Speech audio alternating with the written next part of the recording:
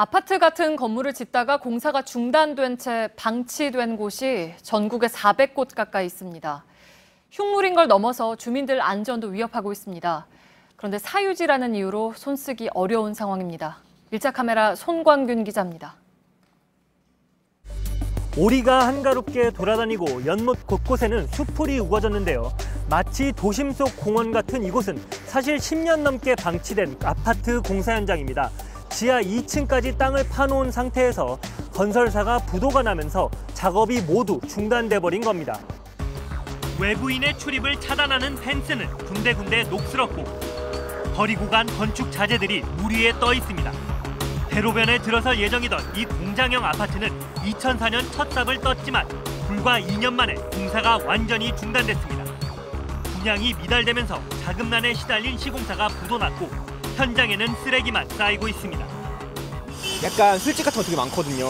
지나가다가 막 시기 때문에 막 호기로 막 들어가고 그럴지도 않을까 싶긴 합니다. 주변의 땅이 무너지는 걸 막기 위해 설치한 철골 구조물들은 부식됐고 빗물도 최소 10m 넘게 고여 있습니다.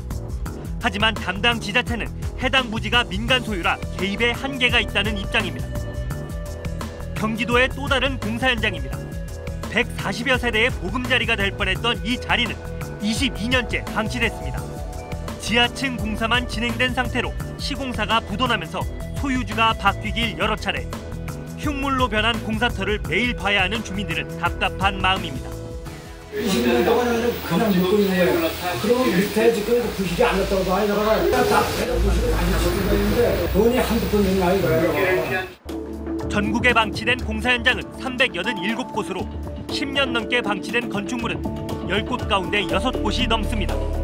긴급 보수, 보강이 이루어져야 할 곳도 20%에 달하지만 사유지라는 이유로 방치되고 있는 겁니다. 지자체장이 내린 안전조치 명령을 따르지 않을 경우 처벌을 받는 법안이 지난 3월 국회 본회의를 통과했지만 현장에는 미치지 못했다는 지적이 나옵니다. 광역시도에서 적극적으로 업무를 추진할 수 있도록 우리 부에서는 모니터링을 하고 추가적인 제도 개선을 추진할 예정입니다. 전문가들은 이런 현장들이 오랫동안 방치될 경우 미관을 해치는 수준을 넘어 범죄의 장소로 악용될 수 있다고 지적합니다.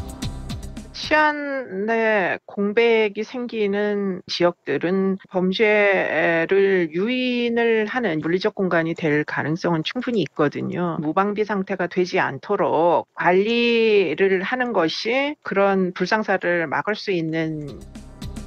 깨진 유리창을 방치하면 그곳을 중심으로 무질서가 확산될 수 있다는 게 미국 범죄학자가 주장한 이 깨진 유리창 이론입니다.